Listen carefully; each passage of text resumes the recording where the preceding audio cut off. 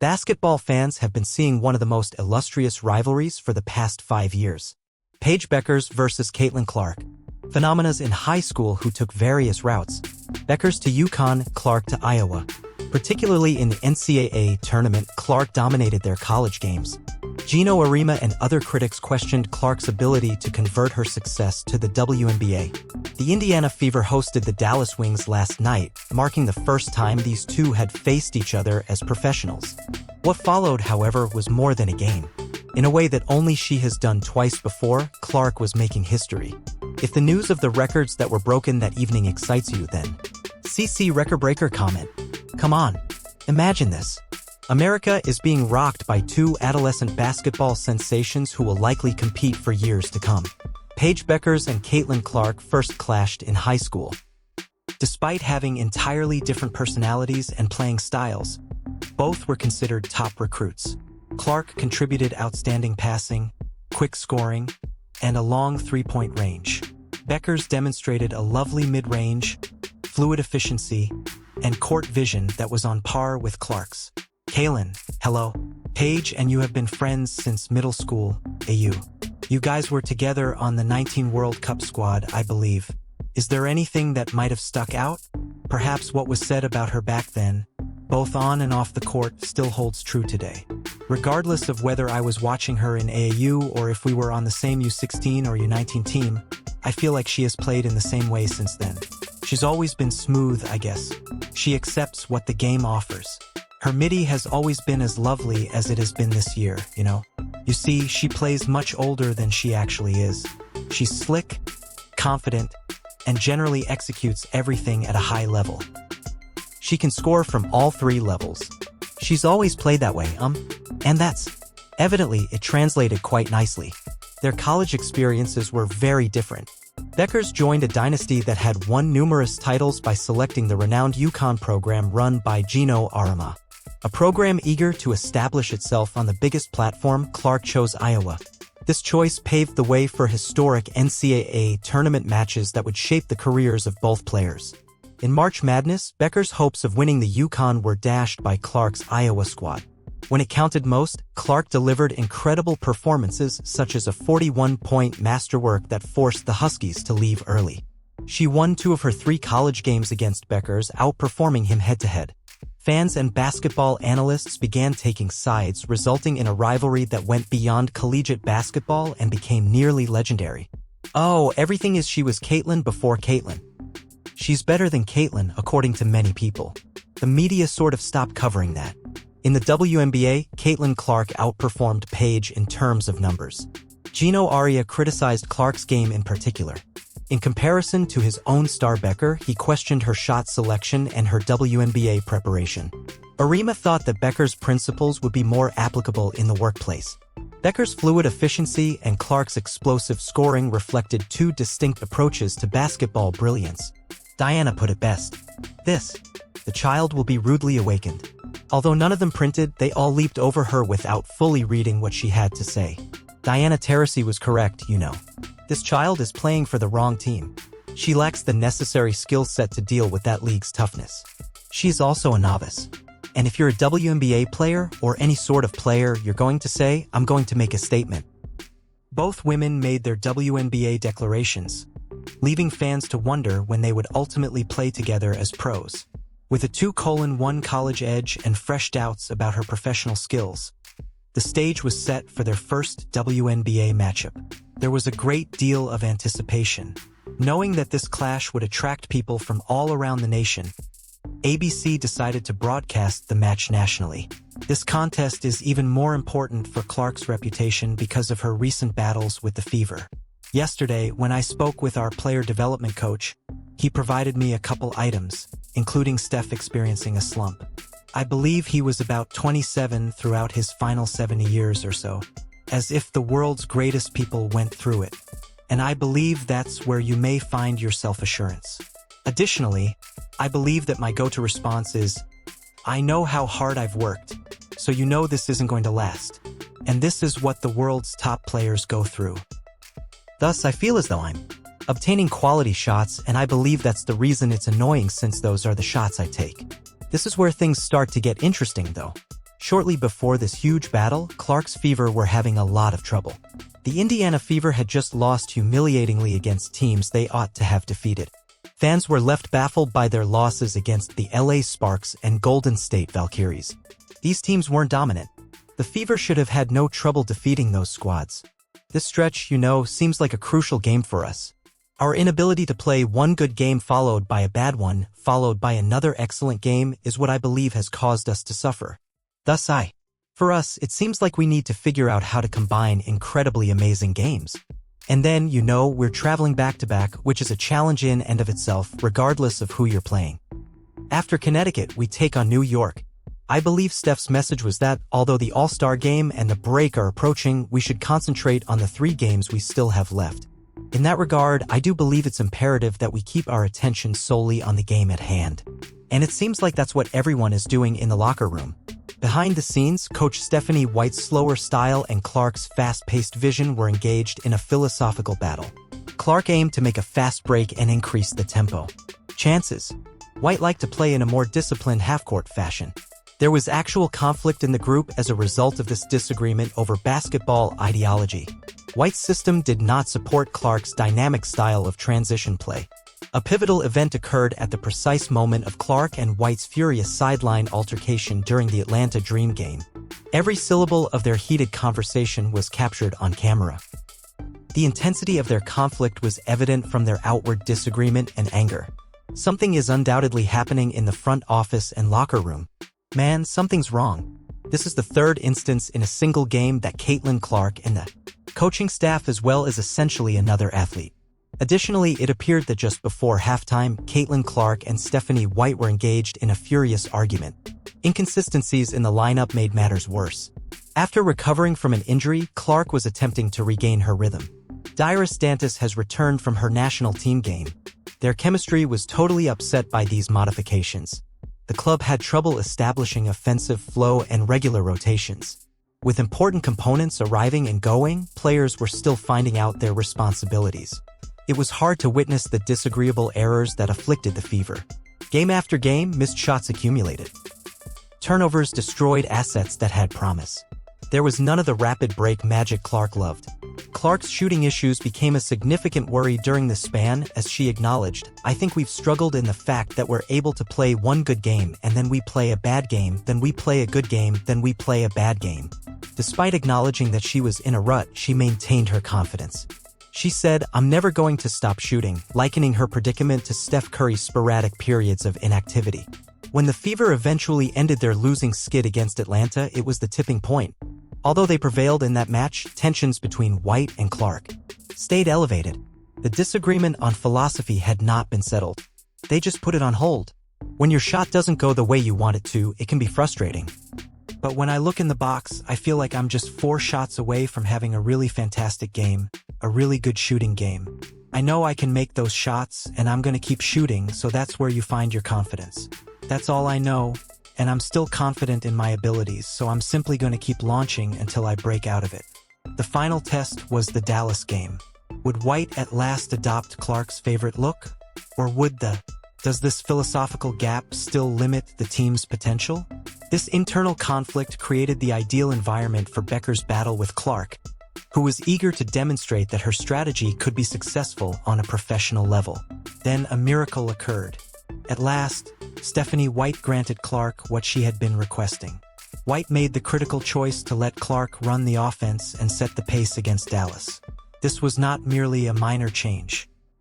White radically altered her strategy and put her trust in Clark to guide the group at the speed she desired. Leah Rue scored a season-high 18 points the other night. Boston turns the corner and dishes to Hohier. Additional feed. Clark.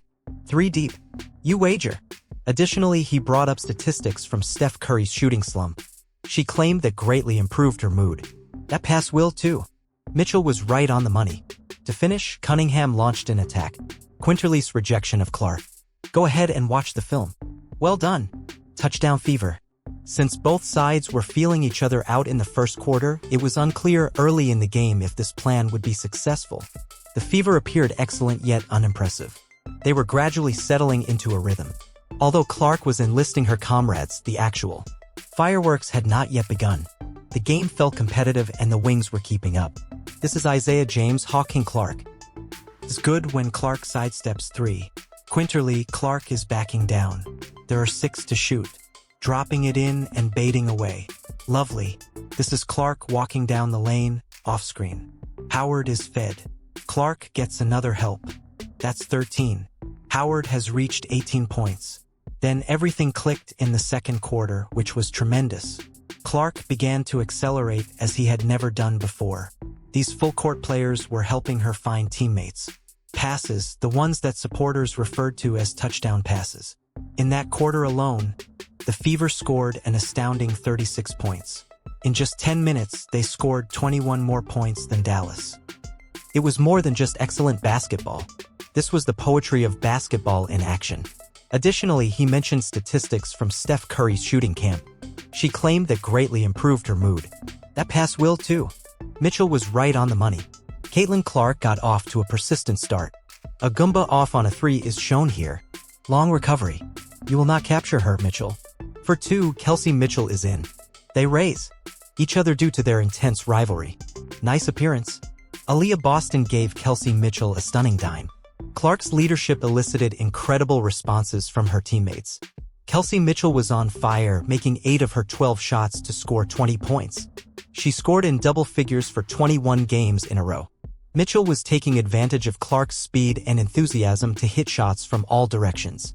With 18 points from an effective 8 of 9 shooting effort, Natasha Howard was tearing up the court. Howard attacked the rim and appeared unstoppable.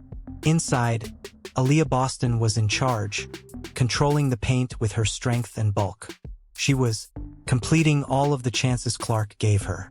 Boston and Clark had the ideal chemistry. With her pace, Clark would attract opponents before finding Boston for simple baskets. Mitchell springs back. Boston again. Mitchell is delivering this time. Boston is up 13 points as well. Indiana is shooting 66%. This is what really made this performance unique. In the first half, the Fever scored a franchise-high 64 points. The basketball they were playing was the most exquisite they have displayed this season. The previous record of 63 points, established against the New York Liberty in 2016, was surpassed by this. Additionally, the 64 points indicated the highest scoring half of the 2025 WNBA season for any club. 13 of the Fever's 30 assists, which tied a team record, came from Clark. This demonstrated that, given the opportunity, she could raise everyone in her vicinity. Clark wasn't merely a scorer. She was improving the performance of her teammates. The movement of the ball was amazing. Each pass served a purpose. Every item felt risky. The Fever were unstoppable because Sophie Cunningham, who came off the bench, added another scoring threat and was the ideal spark. Cunningham reached 1,500 career points with 13 points, including a clutch layup. Her vigor and shooting prowess provided the Fever with an additional weapon that Dallas was unable to neutralize. After grabbing the rebound, Cunningham quickly climbs the floor and finds Howard for 2 points. Dallas will take a timeout after Sophie Cunningham makes a significant impact off the bench. Natasha Howard is the fastest post player in this lineup. Her 36 points in the second quarter equaled for the third highest number of points scored in a single quarter in the history of the Fever franchise. The group made 76 shots, 2% during this time from the field. They ran a scorching 33-9 for almost 8 minutes. With this speed and intensity, the Wings had no replies. The Wings were unable to keep up with Indiana's speed and intensity, and the game turned into a landslide.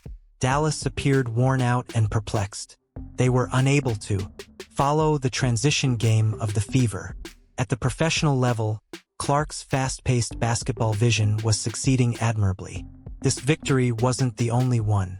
It demonstrated that Clark's fast-paced basketball concept could succeed at the highest level.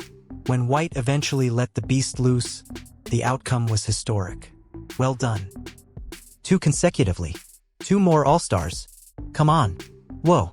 You're aware of its imminence. Bow bow. Let's go on to the next. Absolutely. Is that one yours to use? Come on.